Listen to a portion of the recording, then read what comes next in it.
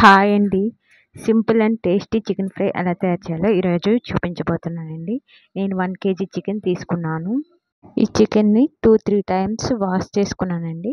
ఇప్పుడు ఈ చికెన్‌లో 1 టీ స్పూన్ పసుపు, 1 టీ స్పూన్ అల్లం వెల్లుల్లి పేస్టు, 1 స్పూన్ కారం, 2 టేబుల్ స్పూన్ల పెరుగు,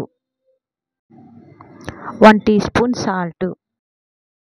ఈ మసాలాలన్నీ చికెన్‌కి బాగా పట్టేలా కలుపుకొని పక్కన పెట్టుకోవాలి.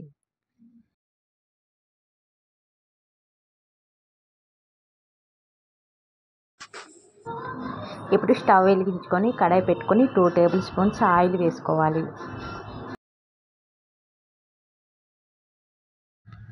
ఆయిల్ హీట్ అయిన తర్వాత మనం ముందుగా మ్యారినేట్ చేసిన చికెన్ వేసుకోవాలి. ఈ చికెన్ను గరిటెతో కలుపుతూ బాగా ఫ్రై చేసుకోవాలి. మంటను మీడియం ఫ్లేమ్లోకి అడ్జస్ట్ చేసుకొని 5 to 10 మినిట్స్ మూత పెట్టుకొని ఉడికించుకోవాలి. ఇప్పుడు ఈ చికెన్లో 2 రెబ్బల కరివేపాకును వేసి వేయించుకోవాలి. ఇప్పుడు వేస్తే ఫ్లేవర్ బాగుంటుంది. చికెన్లో ఉన్న వాటర్ అంతా ఎవాపరేట్ అయిపోయిన తర్వాత చికెన్ బాగా వేగిపోవాలి. ఈ వేగిన చికెన్ని ప్యాన్లో నుంచి పక్కకు తీసుకోవాలి.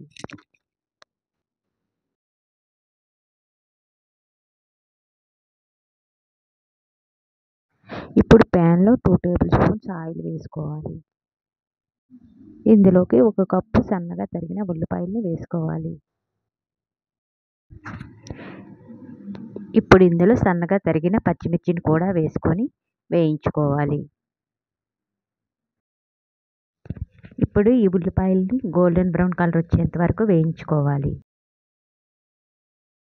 ఇందులో రుచికి సరిపడా ఉప్పు, 1/2 టీ స్పూన్ కారం, టీ స్పూన్ పసుపు, 1 టీ స్పూన్ ధనియాల పొడి, 1/2 టీ స్పూన్ జీలకర్ర పొడి, టీ స్పూన్ గరం మసాలా. ఈ స్పైసెస్ అన్నీ వేశాక బాగా కలుపుకోవాలి.